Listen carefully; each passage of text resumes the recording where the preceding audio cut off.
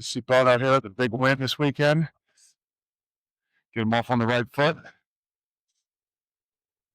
It's bodyguard, in case anybody was curious and wondering. So, obviously, we're starting just off of a bye week, which is everybody asks, is it a good time for a bye week? And you can always make it a good time. And I think more than anything, that's what we had to do, was make it a good time for a bye week. Focus on the things we had to be able to do. Some of that is health.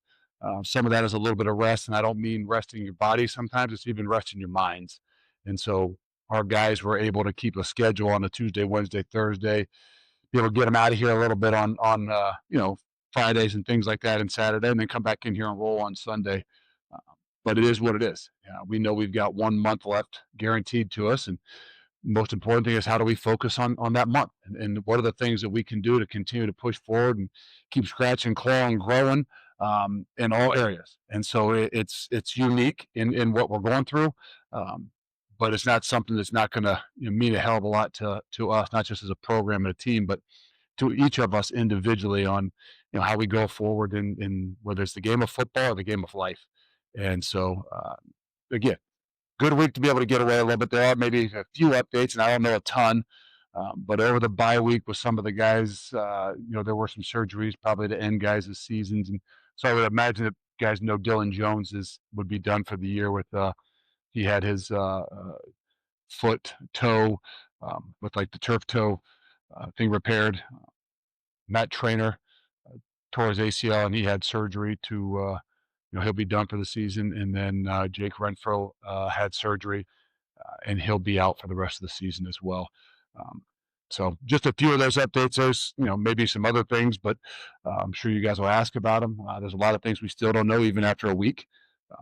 We'll go out there today and tomorrow and see what we've got, and see who's able to go. There's some guys that are obviously going to be very limited, but as we get closer to the weekend, we'll have a better grasp on what those guys can do and what the expectations are. But it's all hands on deck, and a lot of guys that young guys in particular, they're going to have a lot more opportunities in this last month.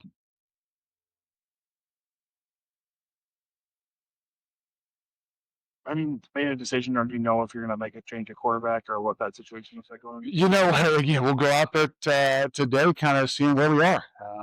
Over the bye week, there's a lot of things that we did, trying to focus in on the things that we can do to get better. And I don't know if there's we don't know exactly where we are right now.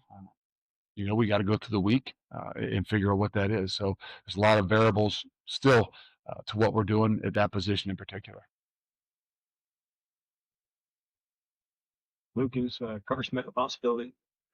Yeah, Carter Smith's in the mix, so to speak. After a bye week, we got him out there, got some more opportunities for him, and then that's one of those things we'll just have to see. So there's a lot of chances for a lot of guys, but Carter is definitely one of them. And I don't, a bye week, you get some opportunities to rep younger guys in particular. He was one of them. It wasn't a bye week where we would naturally do a lot of 3s on 3s, and a lot of our 3s are playing some significant roles, or so to speak, we're 3s are the younger guys, and a lot of those guys are of incredible special teams value. So it was hard to kind of do even some live it up situations with those guys. But Carter got more reps than he would with just going in there with the 3s. Luke, sticking with Carter, I'm curious if the balance in terms of, I'm sure part of you wants to know what you have in him, because it helps you plan for the future and the off season. And yet, I'm sure you want him to be ready. Is that how do you balance that? I don't. There's not an exact to that.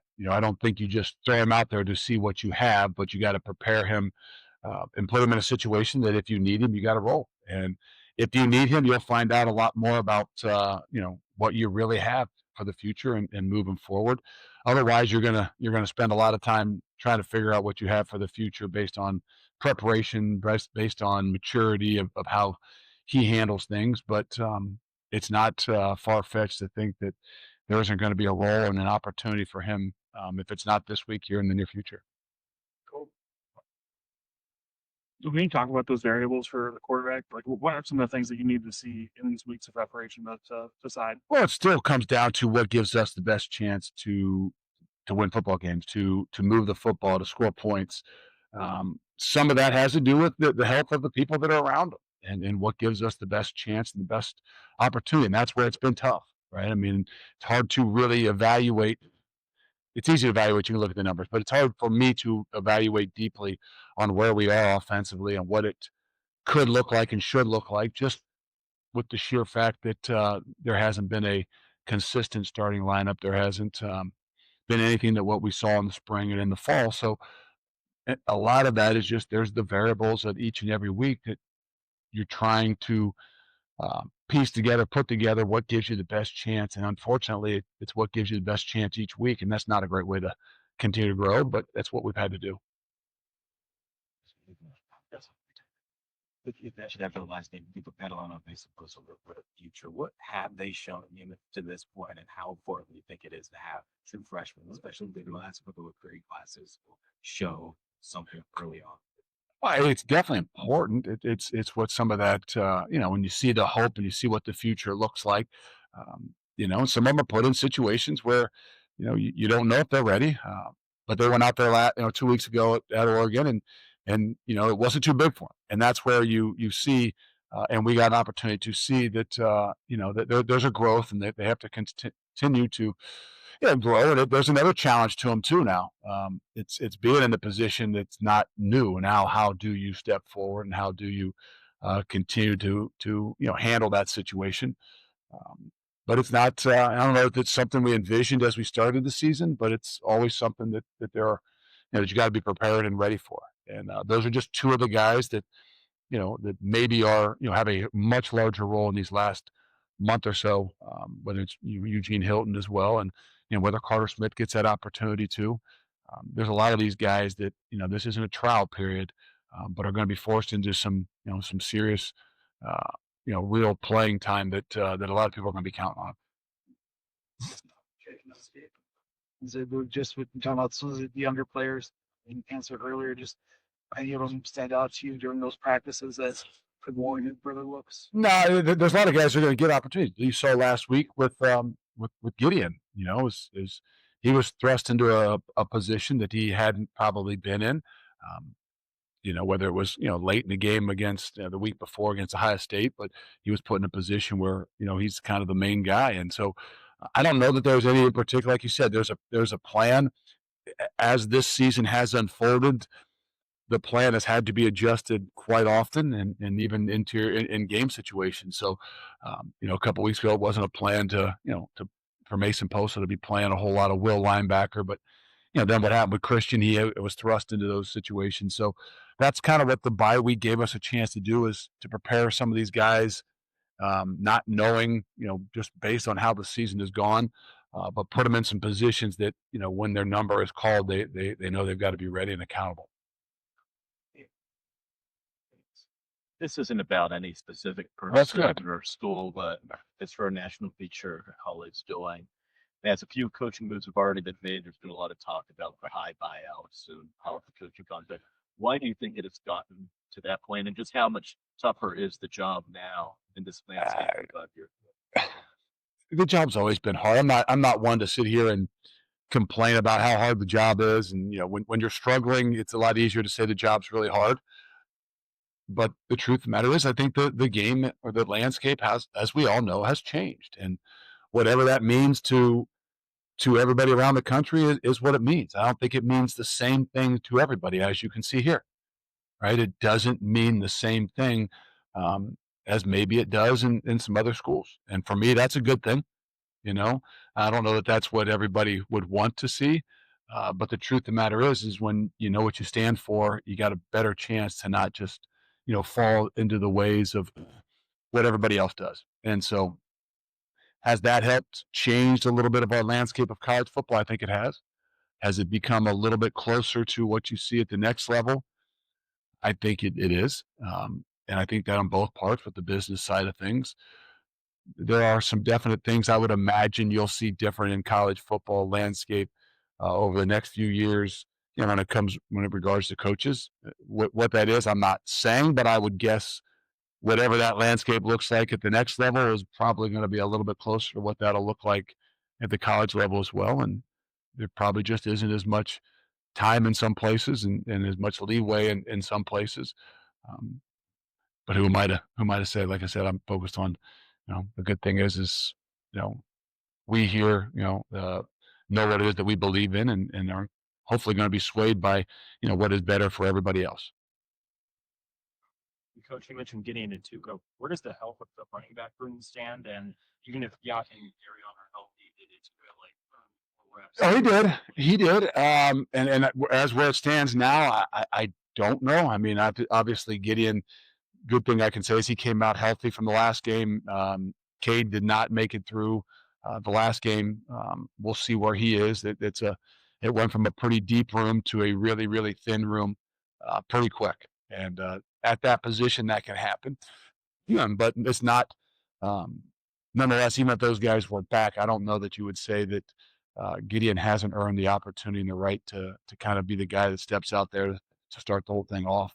And he's done a really good job, and he'll have to continue to grow. And again, that's another one of those things when all of a sudden put in this situation, it's a little bit different, and that's where his growth will be important for all of us. Sometimes you just get thrust in there, not expecting to be the guy to you know, kind of, carry the load when you are expected to be the guy to carry the load. Yeah, there are some things that are a little bit different. Speaking of young guys, Emerson Mandel at right tackle, especially these last couple games, has he kind of been taking some steps forward? Kind of what stands out to you about that? Yeah, I think the first thing about Emerson is he's taken every single rep um, of the season, and he hasn't. I don't think he's missed a rep. I mean, maybe early in the year, maybe at the end of a game, he went out.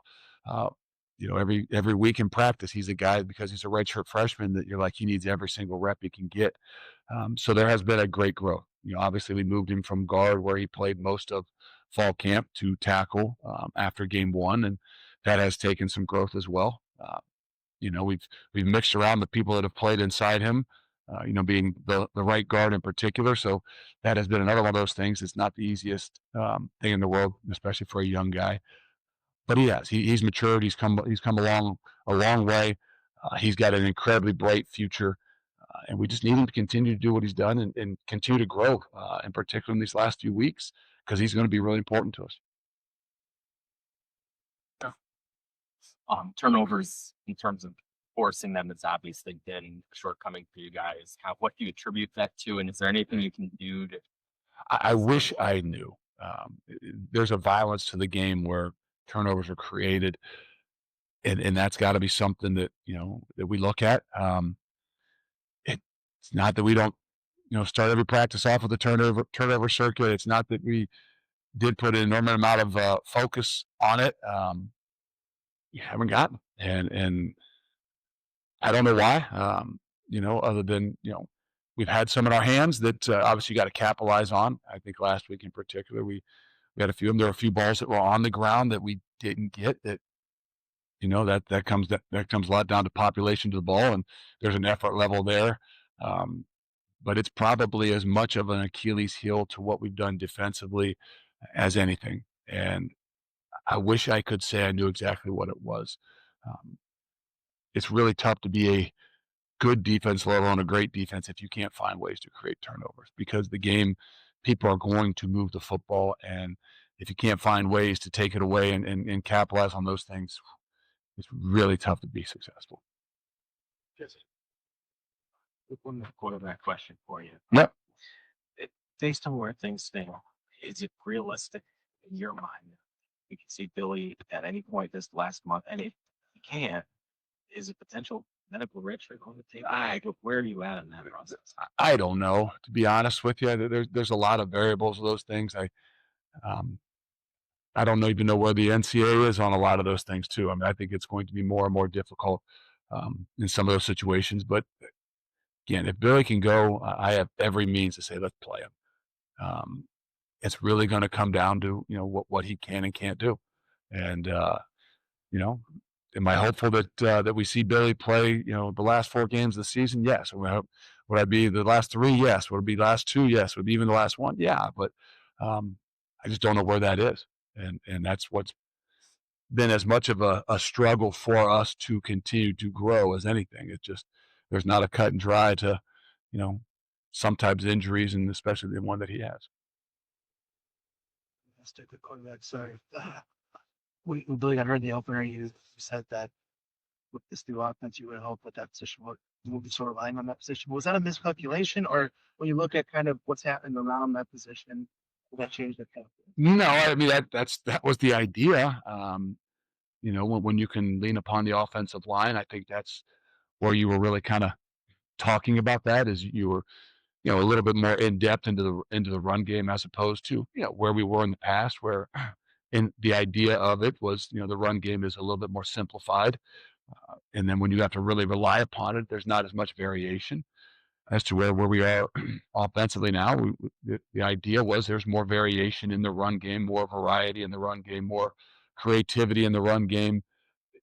In some ways, that still puts a lot more pressure on the guys up front and your ability to run the football. And so twofold for us, we've been put in a situation where, you know, we haven't had our starting quarterback and we've had to try to grow through those things along with, you know, even more so where we've been with the offensive line this year is probably something that's, you know, even been a little bit more of a Achilles heel than the quarterback position.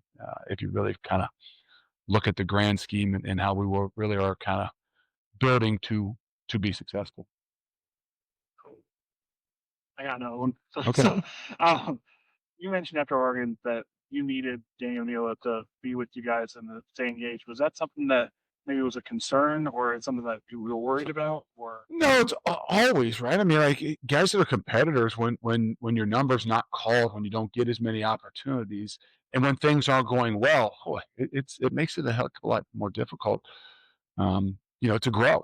And at that position, I mean, every day is a growing day, and every day that there's not a growth, that you know there's going the other direction. And so, um, any younger guy, any guy in a position where he's not getting a chance to play as much, we talk about with some of the, you know, Gideon Ituka, like, you know, the difference now is all of a sudden he's thrown in a position where, you know, maybe he's the guy that's being counted on to carry the load as opposed to just getting thrown in. So there's a difference in the way that which you prepare and the things you have to be able to do. And I don't think it was pointing a finger at Daniel of any sorts, just any young guy that's going to be counted on. And the way things have gone this year, everybody at some point in time is going to be counted on in these last few weeks. And they just don't know when and who. And they talk about the help of the offensive line in one of the questions, but just noticing the availability report from the Oregon game that, I mean, it's been that way throughout the season. Barrett, Cabin, just wondering what's their status updates. It just especially with the injury Kevin had. I know it's hard to think about, but where are they? No, I don't think those guys are in a thought process of being available. I don't know if they go any deeper. I mean, they're whether they could or couldn't, I don't know. But you know, you get in a position where you, like I've said before, you got to save them from themselves too.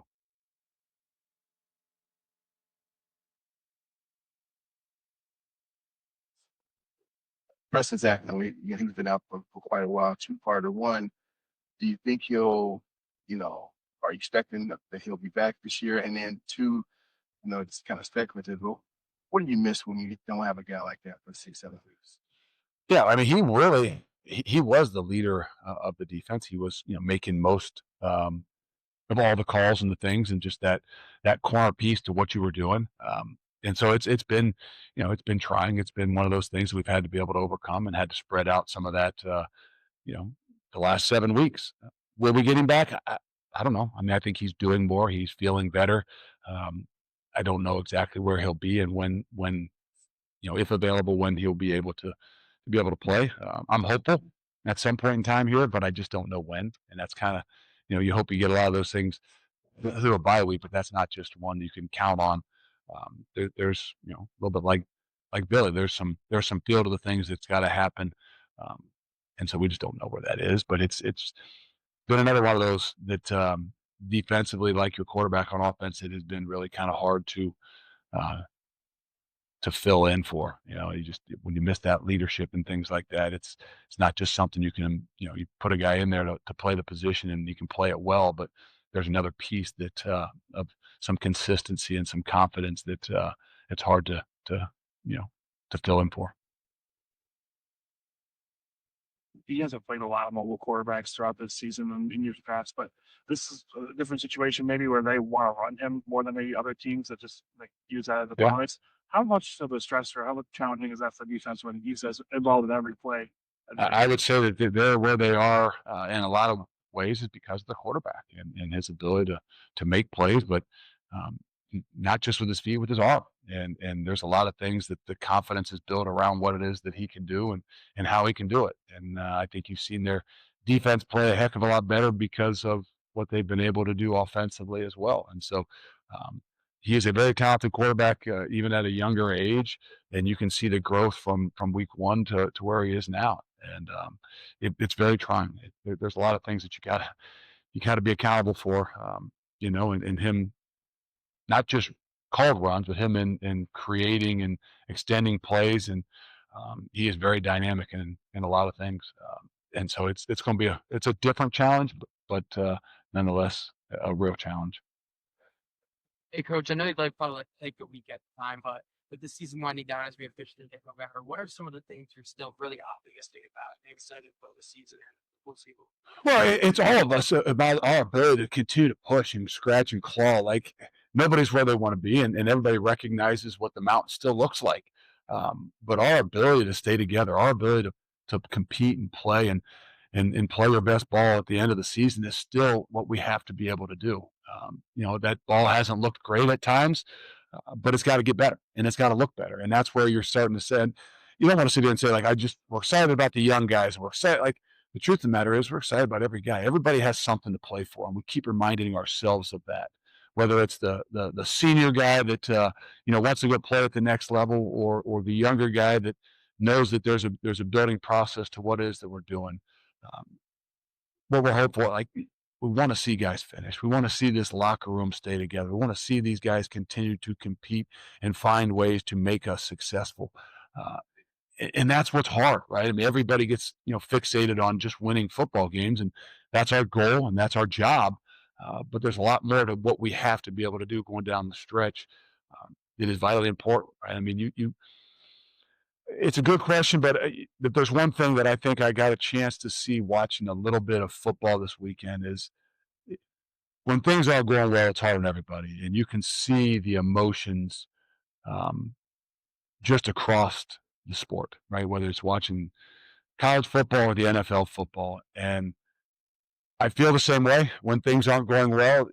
Your ability to, lose your emotions and maybe act out of character, that's what we can't do.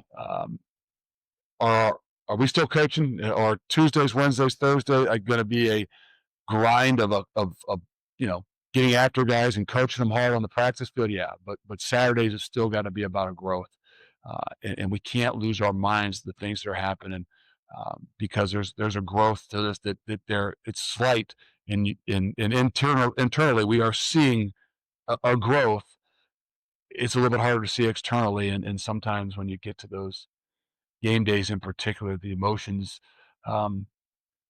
start to run so high that we get a lot of things that are out of character. And so for me in particular, and for our players, we've got to make sure that we're prepared for what we need to be able to do so that we can go out there and compete and play. So they had a lot of you play here this next 4 weeks, but the early signing period is off the way now.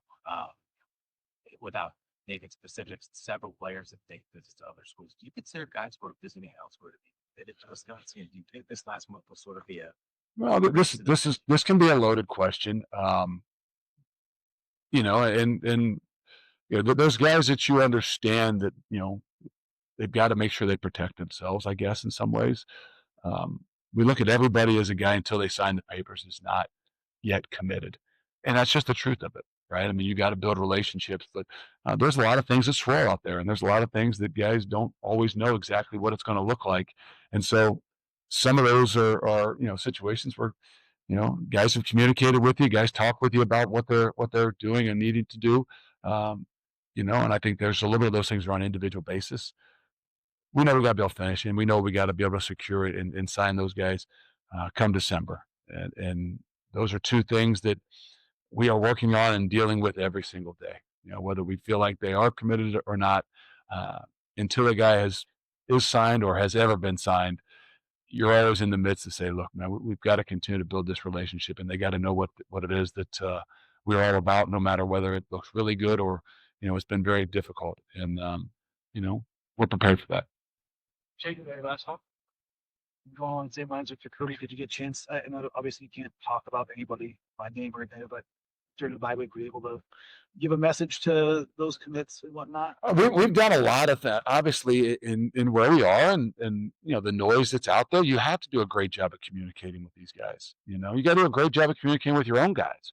You got to do a great job of communicating with your own guys, and sometimes even their families, just with the landscape of where college football. You've asked about where the landscape of college football is, right? They can hear things and they don't know what to believe. So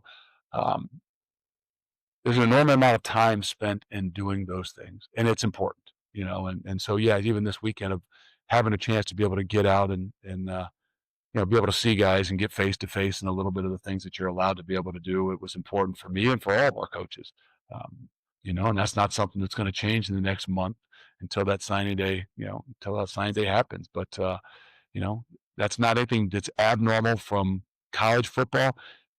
It's just maybe a little bit different in today's world. So, thank you. That was the longest one.